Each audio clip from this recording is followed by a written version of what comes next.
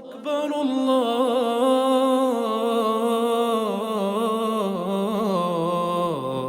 الله أكبر أشهد أن لا إله إلا الله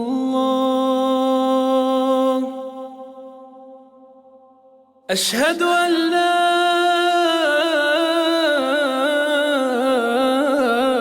إله إلا الله أشهد أن محمد رسول الله أشهد أن محمد رسول الله حي على الصلاة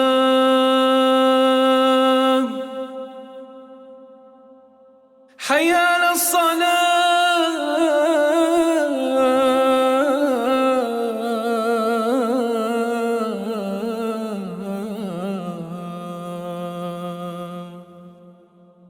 حي على الفلاح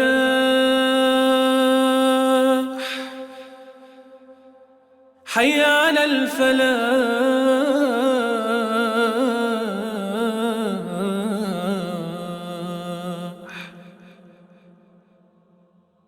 الله أكبر الله أكبر لا إله إلا الله. اللهم رب هذه الدعوة التامة والصلاة القائمة آت محمدا الوسيلة والفضيلة وابعثه مقاما محمودا الذي وعدته.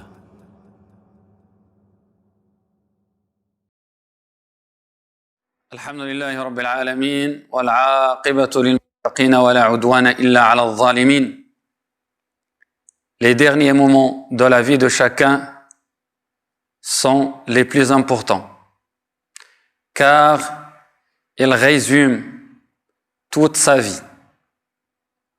Celui qui vit dans l'obéissance à Dieu subhanahu wa ta'ala, qui suit la guidée du prophète sallallahu alayhi wa sallam, cela se manifestera à la fin de sa vie. De même, celui qui vit dans la désobéissance à Dieu subhanahu wa ta'ala, plongé dans les péchés, cela se manifestera sur la fin de sa vie. Notre vie sera, la fin de notre vie sera donc marquée par l'état de notre spiritualité. C'est pour cela que le prophète sallallahu alayhi wa sallam a dit إنما الأعمال بالخواتيم.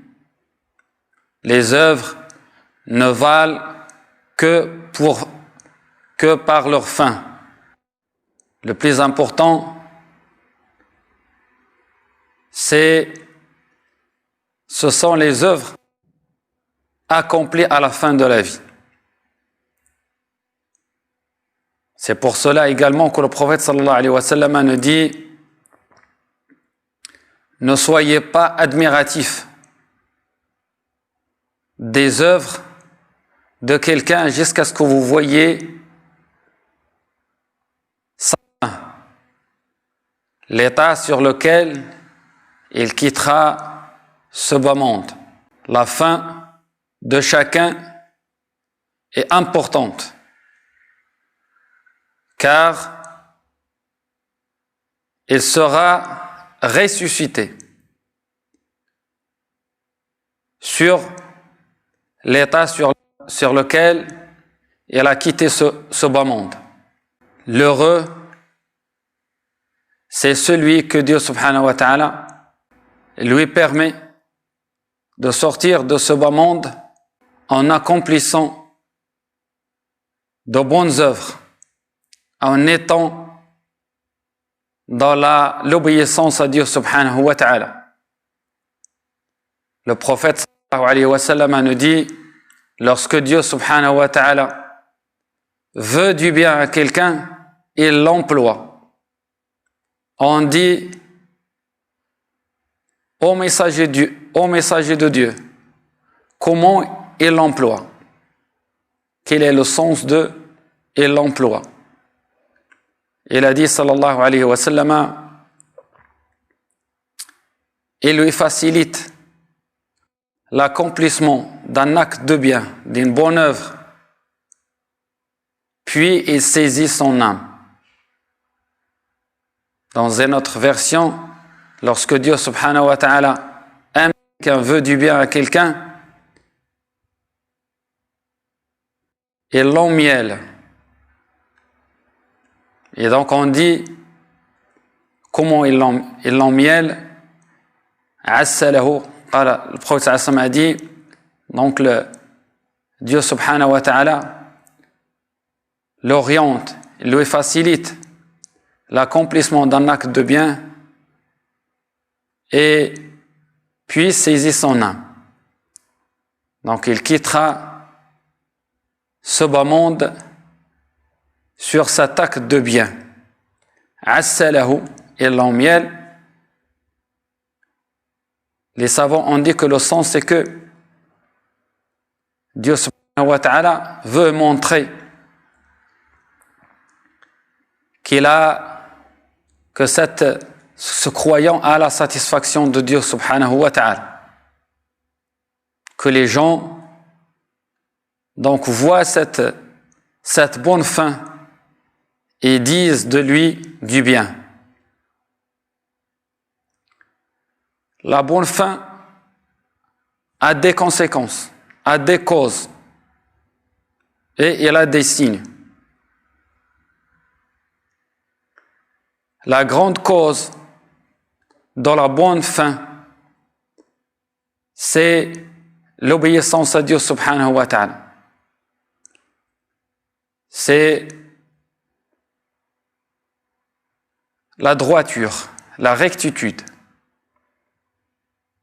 Dieu subhanahu wa ta'ala dit, Inna alladhina qalu rabbuna Allahu thumma istaqamu tatanazzalu alayhim al-mala'ikatu alla takhafu wa la tahzanu wa abshiru bil jannati allati kuntum tu'adun. Donc ceux qui disent notre Seigneur est Dieu subhanahu wa ta'ala, les anges descendent sur eux en leur disant, n'ayez aucune crainte, ne vous attristez pas, et leur annonce la bonne nouvelle qu'ils auront le paradis. L'imam Sa'di rahimahullah dans son tafsir nous dit que les anges viennent pour annoncer la bonne nouvelle aux croyants dans ces moments critiques. Dans ce moment critique qui est l'agonie de la mort.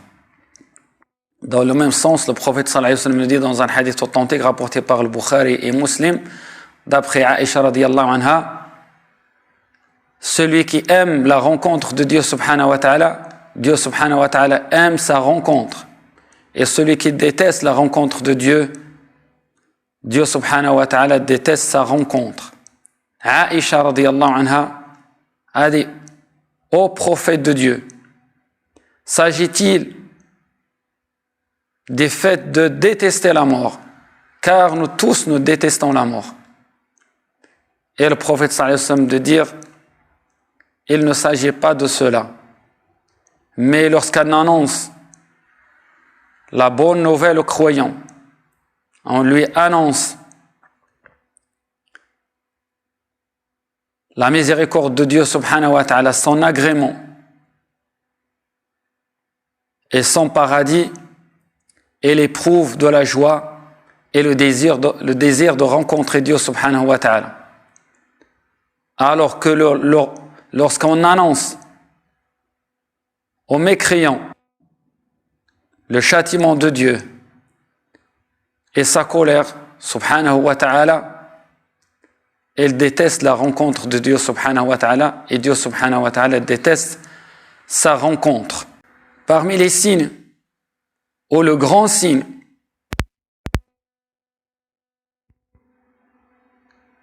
c'est que le croyant arrive à prononcer ou avoir comme dernière parole dans cette vie ici-bas la parole de shahada, d'attester qu'il n'y a qu'un seul Dieu subhanahu wa ta'ala, la ilaha illallah, car le prophète sallallahu alayhi wa sallam nous dit que celui dont la dernière parole dans cette vie ici-bas est la ilaha illallah dakhala al-jannah. Et c'est pour cela que le prophète sallallahu alayhi wa sallam nous recommande à celui qui est présent chez une personne agonisante de lui faire dire la ilaha illallah, de lui rappeler al-shahada, espérant que al-shahada la ilaha illallah soit le dernier mot qui sort de sa bouche.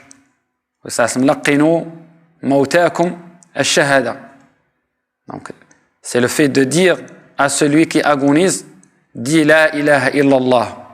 Dans ce sens, on rapporte une histoire merveilleuse qui est l'histoire de la mort de un grand savant, Abu Zur'a al-Razi. Ce savant de l'hadith, ce grand savant homme pieux, lorsqu'il était à l'agonie de la mort, deux de ses élèves, de grands savants, lui ont rendu visite.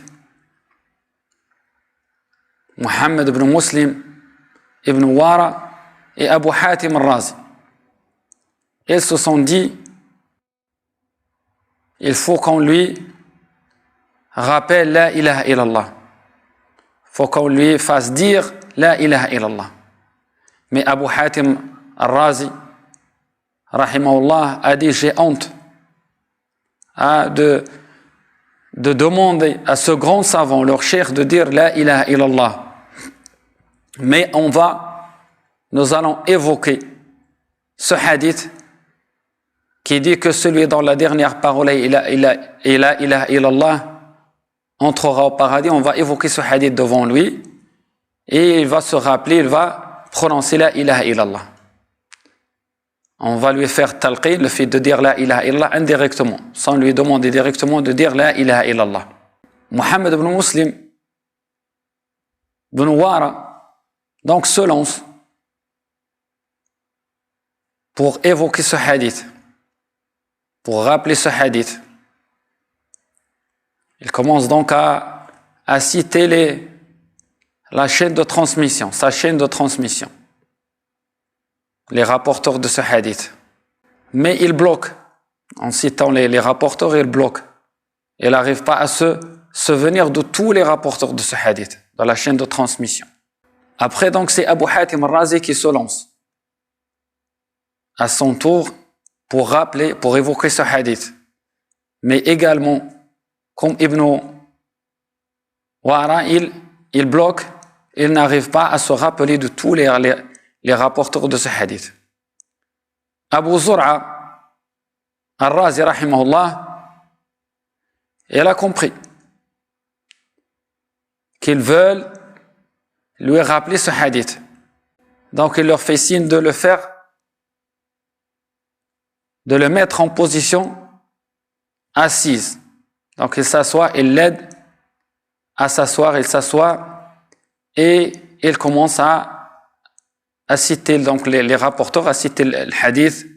حدثنا محمد بن بشار قال حدثنا أبو عاصم النبيل, jusqu'à, donc il cite les rapporteurs de ce hadith, jusqu'à Mu'adh ibn Jabal radiyallahu anhu, le compagnon qui a rapporté le hadith d'après le prophète sallallahu alayhi wa sallam. D'après Mu'adh radiyallahu anhu, le prophète sallallahu alayhi wa sallam a dit, donc il cite les rapporteurs et il cite le contenu des hadiths. Celui qui dit, celui dont la parole, dans la dernière parole dans cette vie ici-bas, la ilaha illallah, et à ce moment-là il rend l'âme. Donc il finit pas le hadith au moment de dire celui dont la dernière parole est la ilaha illallah, donc il rend l'âme, et donc la dernière parole qui sort de sa bouche est la ilaha illallah. Dieu subhanahu wa ta'ala donc l'a affermi. Elle a réussi à prononcer ou à avoir cette la ilaha illallah comme dernière parole dans cette vie ici-bas. En revanche, il y a d'autres personnes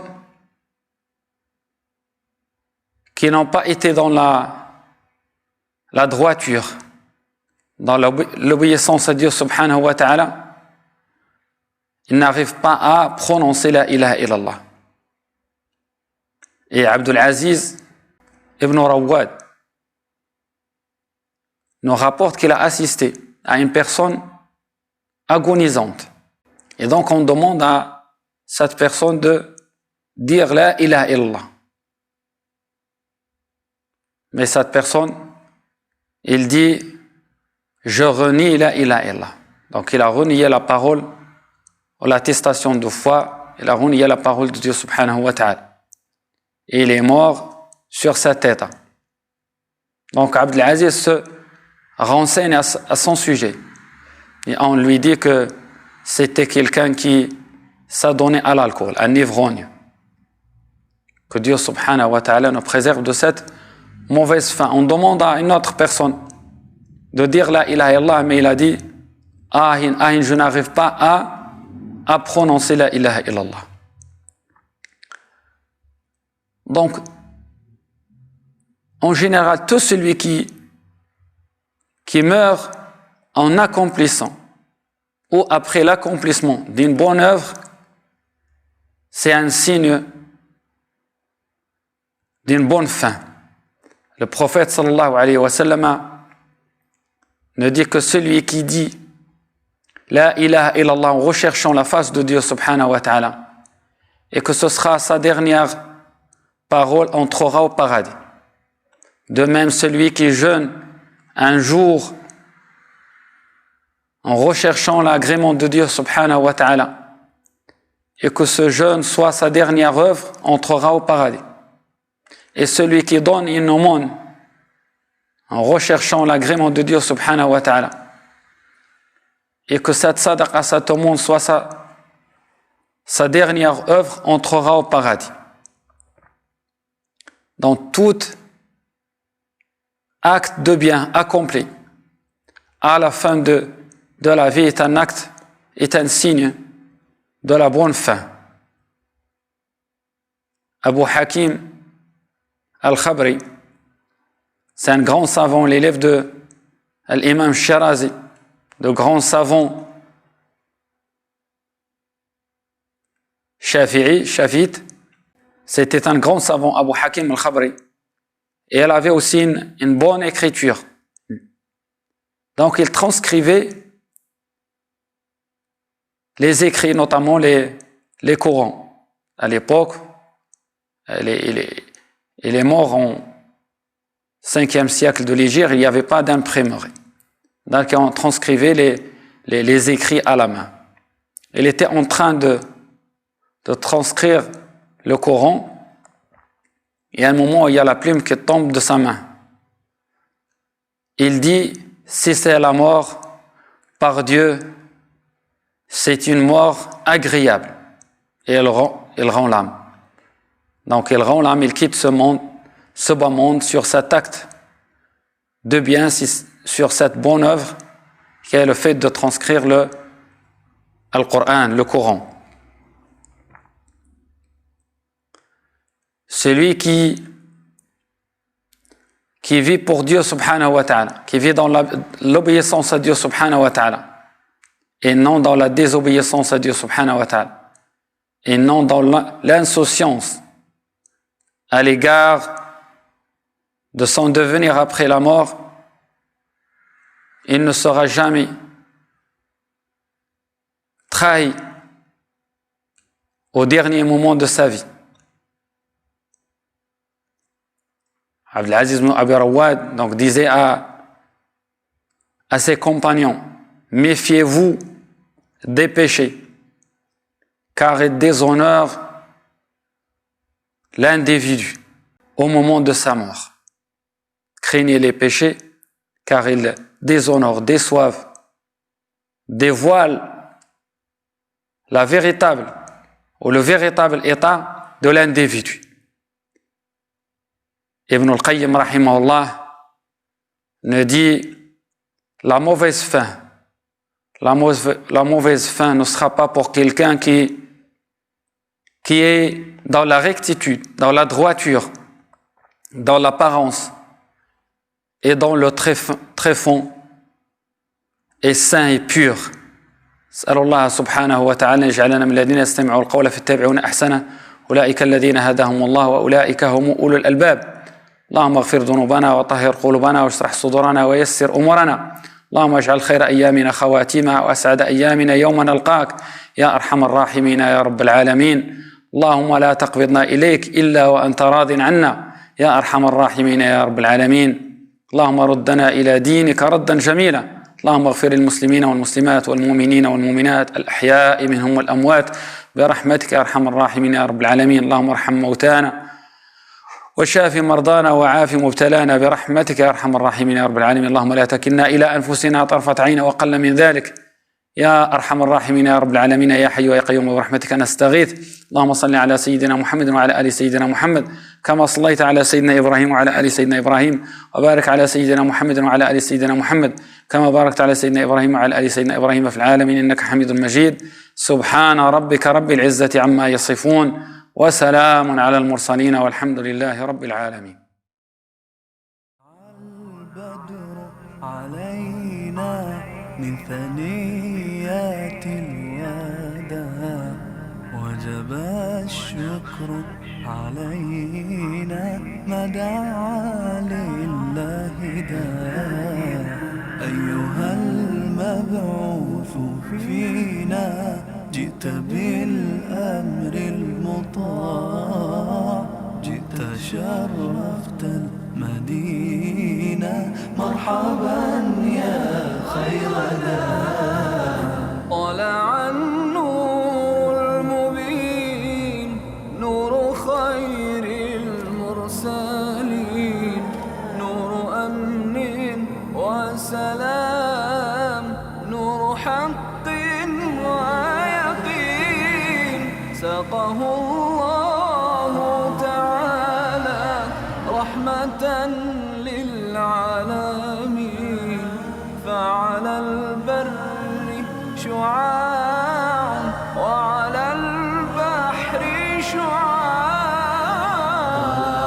البدر علينا من ثنيات الوداع وجب الشكر علينا ما دعا لله داع. أيها المبعوث فينا جئت بالأمر المطاع جئت شرفت المدينة مرحبا يا خير داع. مرسل بالحق جاء نطقه وحي السماء قوله قول فصيح يتحدى البلغاء فيه للجسم شفاء فيه للروح دواء. أيها الهادي سلام